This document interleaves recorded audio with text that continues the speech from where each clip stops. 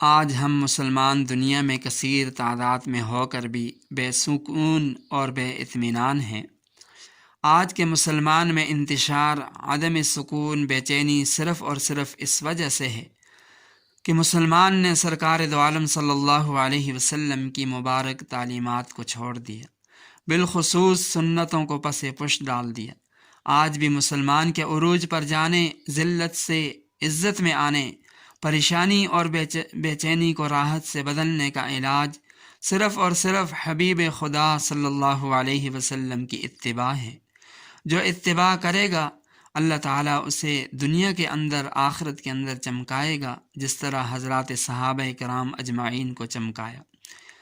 ہم اگر اسوہ نبوی حضرات صحابہ کرام کے نقش قدم پر چلتے ہوئے وقت کے فرعونوں کے سامنے سینہ تان کر کھڑے نہیں ہو سکتے، عملی میدانوں میں دشمنان اسلام کا مقابلہ نہیں کر سکتے، تو کم از کم اتنا تو کر سکتے ہیں کہ اپنے شب و روز کے اعمال اسوہ نبوی کے مطابق بنا لیں، اپنے روزمرہ کے معمولات سنت کے مطابق کر لیں، تاکہ یہ تو پتہ چلے کہ ہم امت محمد صلی اللہ علیہ وسلم سے تعلق رکھنے والے ہیں، اور ہم اپنے آقا مدنی صلی اللہ علیہ وسلم کی سیرت کردار کا علم رکھنے والے ہیں۔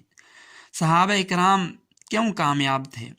اس لیے کہ انہوں نے پیغمبر اسلام کے ہر عمل کو اپنی عملی زندگی کا حصہ بنایا تھا، اور میدان عمل میں ایک دوسرے سے سبقت کرنے والے تھے، اس لیے وہ کامیاب تھے۔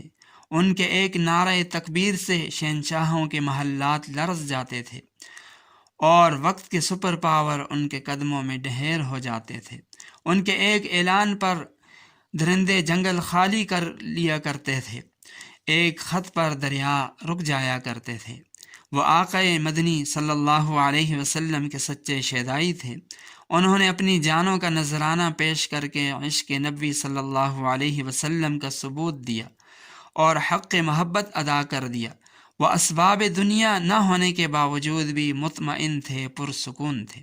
تو اس بات کی ضرورت ہے کہ ہم اپنی زندگی کے اندر نبی پاک صلی اللہ علیہ وسلم کی مبارک تعلیمات کی طرف توجہ دیں، بالخصوص موقع محل کے مطابق نبی پاک صلی اللہ علیہ وسلم کی سنتوں کو اپنی زندگی میں اختیار کر لیں، اپنا لیں۔